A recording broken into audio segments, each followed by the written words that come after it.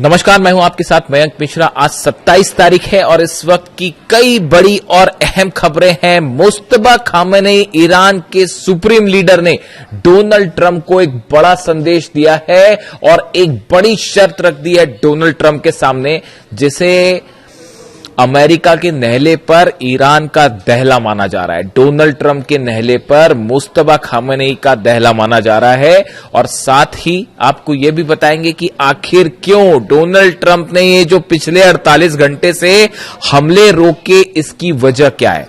देखिए, एक बहुत बड़ा दावा जो कि ईरान की तरफ से किया गया है। कल ही ये दावा सामने आ गया था, लेकिन इसका थोड़ा सा एनालिसिस करना जरूरी है।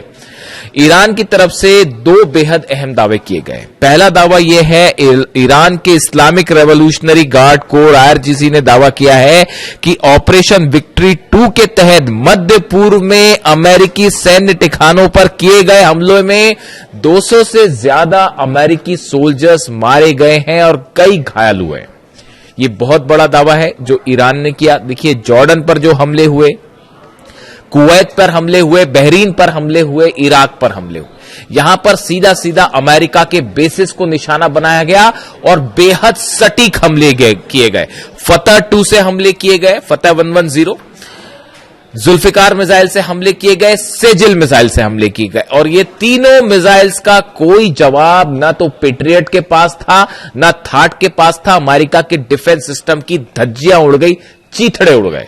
हमने आपको यही दावा किया था। देखिए, हम कैजुअलिटी के बारे में कोई दावा नहीं कर रहे, लेकिन हमने एक और दावा किया था। मैंने खुद ने आपको यह दावा कर बताया था कि जो खबरें हैं, जिस नेचर की स्ट्राइक करी है, जिन मिसाइल्स की स्ट्राइक की है, जिस प्रिसीजन के साथ स्ट्राइक की है, उससे लगता है कि अमेरिका के कई जेट्स तबाह हुए हैं, खासतौर पर जॉर्डन में। और अब ईरान की तरफ से भी यही दावा किया जा रहा है। ईरान कह रहा है कि साहब, जो हमले किए उसमें 11 तो फाइटर जेट अमेरिका के तबाह हो गए। जॉर्डन में जो फाइटर जेट के बेस पर हमला हुआ था, वो मिसाइल ठीक उस हैंगर के ऊपर गिरी थी जहां पर फाइटर जेट्स खड़े थे अमेरिका के, वो तबाह हुए हैं। कुवैत में बड़ी जो है वो तबाही हुई है। कुवैत में भी जो फाइटर जेट के हैंगर थे वो तबाह किए गए। अब ईरान दावा कर रहा है कि हमने 11 अमेरिका के फाइटर जेट्स तबाह कर दिए हैं, जिसमें F-15 फाइटर जेट शामिल है, एक P-8 है, इसके अलावा C-17 ट्रांसपोर्ट विमान है, वो शामिल है और 8 से ज्यादा जो है रिफ्यूलिंग टैंकर शामिल है। मतलब ये आंकड़ों को अगर आप जोड़ लें तो ये अच्छे खासे नंबर हो जाएंगे। देखिए, ये पिछली बार भी हुआ था इस तरह से कि हमने कहा था आपको कि 30 से ज्यादा प्लेन्स तबाह हुए। अमेरिका के नंबर्स जो है वो 42 निकल के आए और अब देखिए ईरान के ये दावे हैं, इनको लेकर सैटेलाइट इमेजेस भी सामने आनी शुरू हो गई हैं।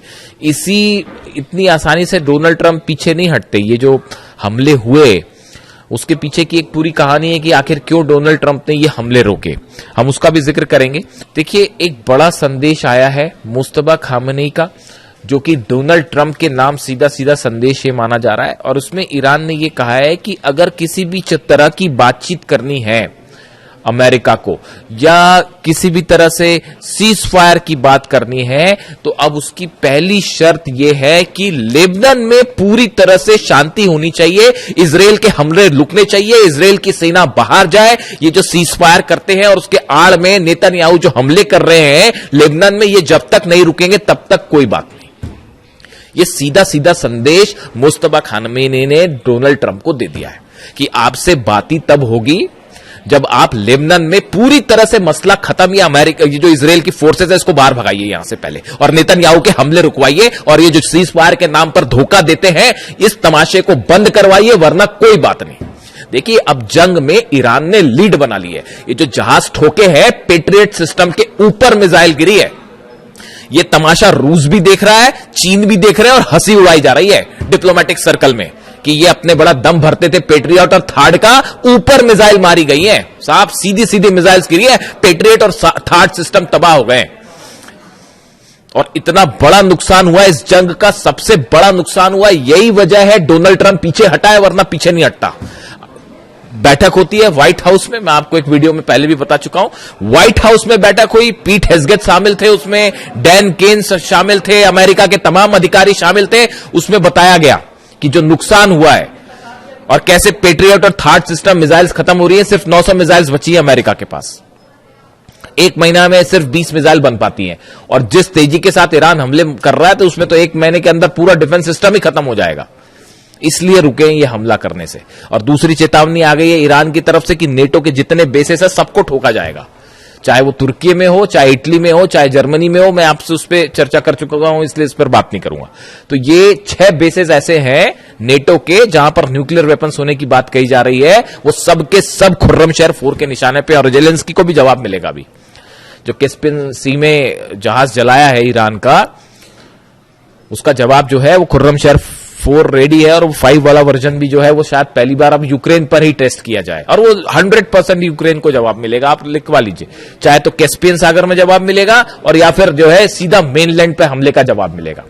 तो बैठक हुई, बैठक में यह तय किया गया कि भाई अभी जो असेसमेंट हुआ कि कितना नुकसान हो रहा है, उसमें ये बात निकल के सामने आ गई कि अगर आप लॉन्ग रेंज वॉर करते हैं, लंबी जंग की तैयारी करते हैं, पहली बात तो देखिए ईरान में वो रैपिड वेनेजुएला समझने की गलती कर रहे थे, तमाम समझाने के बाद भी कि उसको वेनेजुएला मान के चल रहे थे। ईरान ने समझा दिया क्या है हकीकत।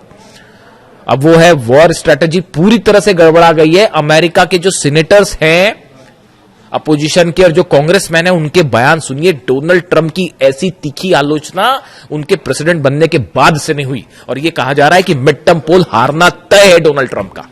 उनके जो सीनेटर्स हैं अपोजिशन, वो सवाल उठा रहे हैं कि ये क्या घटिया रणनीति लेके आप वॉर में गए। ना तो आप जीत पा रहे, ना आप बाहर निकल पा रहे, ना ईरान के अंदर जा पा रहे, ना हॉर्मुज कैप्चर कर पा रहे, ना लीडरशिप चेंज कर पा रहे, ना ईरान की सेना का मुकाबला कर पा रहे। तो कर क्या पा रहे फिर? जंग करने के लिए किस लिए गए थे? हकीकत यह है कि अब इस जंग में ईरान ने जबरदस्त लीड बना ली है। ये उसी दिन तय हो गया था जिस दिन अली खामेनी साहब पे हमला किया गया था। मेरे पे लोग सवाल उठाते थे जिस दिन अली खामेनी साहब का असैसिनेशन हुआ, उसी दिन जो मेरा पहला वीडियो था 28 तारीख को असैसिनेशन के बाद का, उस वीडियो में मैंने कहा था कि आप देखिएगा ईरान ये जंग कभी नहीं हारेगा। और आज 5 महीने बाद आप कहां खड़े हैं? हॉर्मुज के गेट पर जो है वो पहरेदारी करते खड़ी हुई है अमेरिका की सेना। सच है या नहीं बताइए? क्यों नहीं एंटर कर लेते हॉर्मुज में? अंदर एंटर करिए। अबू मेहदी ऐसी मार मारेगी ना कि पर एक भी जहाज नहीं बचेगा। वो जहाज पीछे खींचने पड़ गए। ये जो दूसरे दौर की हवाई फायरिंग करी, इसमें जो फाइटर जेट से हमले किए गए, वो हमले के पहले वो जो जहाज खड़े थे वो पहले आगे खड़े थे, उन सबको पीछे खींचना पड़ गया। वो 1000 किलोमीटर की रेंज के पीछे करना पड़ गया, वरना अबू मेहदी ऐसा मार मारते कि जहाज नहीं बचते। और हॉर्मुज में वो आप देखिए एक टैंकर फिर तबाह हो गया, कल पार करने की कोशिश कर रहा था उस रास्ते से जो कि ईरान ने मना कर रखा है। नीचे माइन लगी हुई है, फट गई माइन, जहाज हो गया तबाह, बाबल मंदेब अलग बंद हो गया है। तो ये कई बार क्या होता है, देखिए जरूरत से ज्यादा घमंड करना, अपने आप को चैंपियन समझना है ना, कि बस हम ही सब कुछ, आज इसको तबाह कर देंगे, कल उसको तबाह कर देंगे, तो एक ना एक दिन शेर को सवा शेर जरूर मिलता है। और यहां तो बहुत भारी शेर मिल गया है, मतलब भागने का रास्ता। अब वहां पे प्लानिंग चल रही है, वॉशिंगटन डीसी में व्हाइट हाउस में प्लानिंग चल रही है कि भाई ईरान की जंग से इज्जत बचाते हुए कैसे बाहर निकला जाए। काय की इज्जत बचाओगे साहब? वो चाइना ने आपका एक एक चीज आपकी समझ ली है कि कैसे आपका तोड़ है।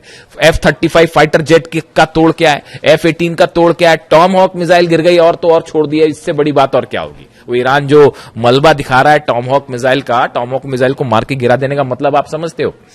वो सिर्फ मामला ईरान अमेरिका तक नहीं है। जब टॉमहॉक मिसाइल गिरती है तो चाइना उसकी पूरी पोस्टमार्टम कर डालता है। अच्छा, इनकी ये मिसाइल इतनी स्पीड पे चल रही थी, इतनी ऊंचाई पे चल रही थी, इस सिस्टम से मार के गिराया। वो टॉमहॉक मिसाइल का तोड़ उसने निकाल दिया। F-35 जेट अगर गिर रहा है, F-35 जेट अगर तबाह हो रहा है, तो चाइना उसका पूरा एनालिसिस कर ले रहा है कि ये इतनी ऊपर जाता है, इतने तेजी से मुड़ता है, इसमें इसको ऐसे टारगेट किया जा सकता है। वो पूरी काट निकाल दी अमेरिका के जितने वेपन्स हैं। आप देख लीजिए हालत क्या है। 18 शिप लेके आप पहरेदारी कर रहे हो, वहां पे खड़े हुए हो, अंदर जाने की आपकी हिम्मत नहीं है, खड़े हुए आप ईरान के दरवाजे पर। तो अब हालात ये है कि मुस्तफा खामेनी ने एक नया जो है वो संदेश दे दिया है डोनाल्ड ट्रंप को। उन्होंने कह दिया है पहले लेबनान में पूरी तरह से शांति करो, उसके बाद बात आगे बढ़ेगी, वरना हम बात ही नहीं करेंगे। और यूरेनियम तो भूल जाइए, वो सपना है, वो भूल जाओ, यूरेनियम नहीं मिलने वाला। पिकेक्स माउंटेन पर हमला करोगे, नेटो के बेसेस उड़ेंगे, यूक्रेन पर हमला होगा, और सऊदी में, यूएई में, कतर में, दोहा में, बहरीन में, कुवैत में एक भी ऑयल रिफाइनरी सलामत नहीं बचेगी, एक भी इंफ्रास्ट्रक्चर नहीं बचेगा। वो जो लंबे लंबे ब्रिज है बहरीन और सऊदी के बीच में, सब मिसाइल्स के निशाने पर है। और ये जो बोलते रहते हैं ना बीच में डोनाल्ड ट्रंप की बस अब इतने % मिसाइल बनी, दुनिया में कोई नहीं जानता ईरान के पास कितनी मिसाइल सिटीज है। तो जागरोस की पहाड़ियों के नीचे अली खामेनी साहब जानते थे पहले से कि आज नहीं तो कल जो है वो हमला करेगा अमेरिका, उसी की तैयारी कर रखी थी। 4-5 साल की जंग की तैयारी कर रखी है। और अब तो भयंकर लीड बना लिए साहब, भयंकर लीड बना लिया। आपको क्या लगता है इजराइल हमला अगर ईरान अगर हार रहा होता या दब रहा होता तो अब तक इजराइल तो कूद गया होता जंग में।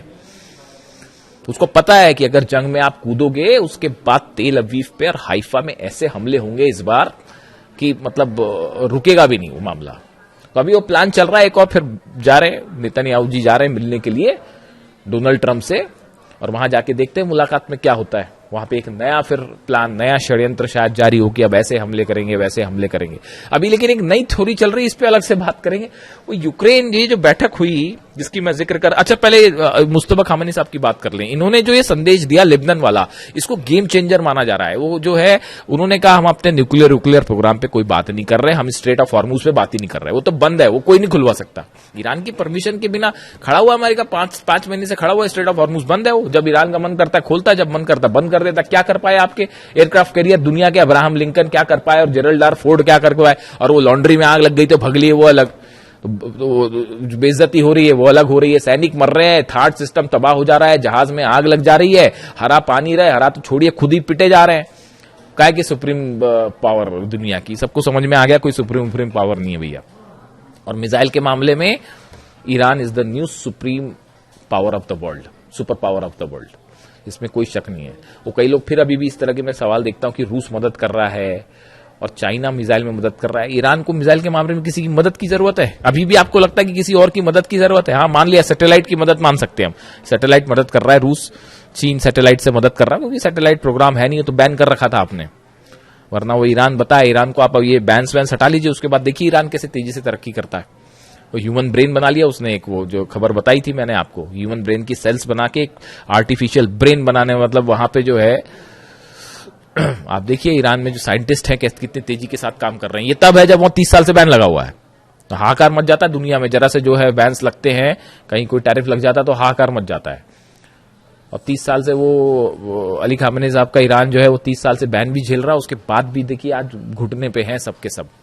तो अब इन्होंने मुस्तफा खामेनी साहब ने बड़ी प्लानिंग के साथ मामला पूरा लेबनान पे शिफ्ट कर दिया है। और इसका मतलब यह है कि न्यूक्लियर प्रोग्राम पर कोई बात नहीं, बाद में देखा जाएगा, और हॉर्मुज पर कोई बात नहीं, बाद में देखा जाएगा, खोलना है नहीं खोलना, बंद करना क्या करना है। पहले लेबनान में आप ये जो तमाशा चल रहा है लेबनान में हमले करने वाला, इसको बंद करिए पहले, उसके बाद ही आगे बढ़ेगी बात। अब डोनाल्ड ट्रंप ने डिसाइड करना है क्या करना है, यानी फोकस। अब देखिए कहने का मतलब यह है, ये खबर अहम इसलिए है, ईरान ने मन बना लिया है कि अब इनसे जो भी बात होगी नहीं होगी, करना है नहीं करना है, ईरान अपने टर्म पे डिक्टेट करेगा, अपने टर्म पे डिक्टेट करेगा। कोई बात अमेरिका की नहीं मानी जाएगी, ना उनके वो जो बीच वाले हैं बात करने वाले, ना उनकी बात मानी जाएगी। वही होगा जो ईरान तय करेगा, जो अहमद वाहिदी तय करेंगे, और अहमद वाहिदी वही तय करेंगे जो खामेनी साहब बता के गए और जो कासिम सुलेमानी साहब बता के गए। वो कासिम सुलेमानी साहब की जो स्ट्रैटेजी है ना, उसी से जॉर्डन ठोका जा रहा है, और उसी से कुवैत ठोका जा रहा है, उसी से थार्ड और पेट्रियट ठोके जा रहे हैं। इसीलिए नहीं डरते थे डोनाल्ड ट्रंप कासिम सुलेमानी से कि अगर कासिम सुलेमानी होते तो पता नहीं क्या हो गया होता। खुद डोनाल्ड ट्रंप ये कहते हैं पता नहीं कितनी तबाही मचाते हैं, और सही कहते हैं। खैर, तो अब हालात ये है कि डोनाल्ड ट्रंप के सामने नई शर्त रख दी है लेबनान वाली। दूसरी तरफ ये बड़े बड़े जो प्लेन गिराने वाले दावे हैं, इसमें थोड़ा सा टाइम लगेगा सामने आने में। बाबल मंदेब जो है वो पूरी तरह से बंद है, क्लोज्ड।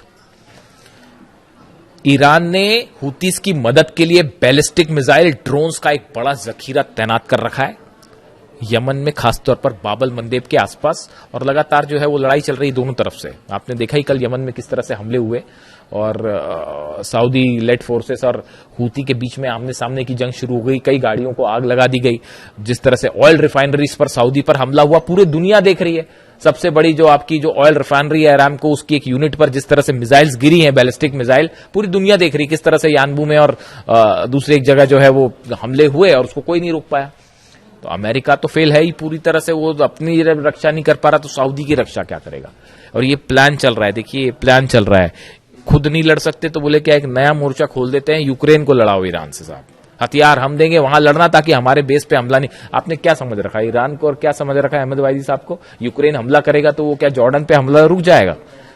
अहमद वाहिदी साहब ने, जो मेरे पास जो जानकारी है, ईरान की सेना ने, आईआरजीसी ने अपना टारगेट तय कर रखा है, पूरे अरब से अमेरिका को बाहर निकालो, ट्रंप की सेना को बाहर निकालो, उसके बाद देखा जाएगा। इस टारगेट के साथ काम कर रहे हैं। और डोनाल्ड ट्रंप की कोशिश जो यूक्रेन वाला है उस पर अलग से बात करेंगे। वो यूक्रेन को भिड़ाने की कोशिश है ईरान से, सऊदी को भिड़ाने की कोशिश वहां पे जो है हूती को वहां मैनेज करने के लिए सऊदी को भिड़ा लो, यानी खुद पीछे रहो, हथियार देके दूसरे को लड़ा जाए, ये प्लान चल रहा है। लेकिन अभी हालात ये है, ईरान ने बड़ी लीड बना ली है। अब ये जो शर्तें रखी हैं मुस्तफा खामेनी साहब ने, इसका क्या होगा? बाबल मंदेब का क्या होगा? हॉर्मूज का क्या होगा? एक बड़ी जंग की तैयारी फिर शुरू है, अमेरिका की तरफ से भी, इजराइल की तरफ से भी। इजराइल की एंट्री भी जल्दी हो सकती है, अगले 1 से 2 दिन में 30 तय हो जाएगी कि मामला जंग की तरफ, बड़ी जंग की तरफ। ईरान जान रहा है कि हमला होगा, आज नहीं तो कल फिर से हमला होगा। किस रूप में होगा ये देखने वाली बात है। जो भी अपडेट होगा आप तक पहुंचाऊंगा। Thank you so much.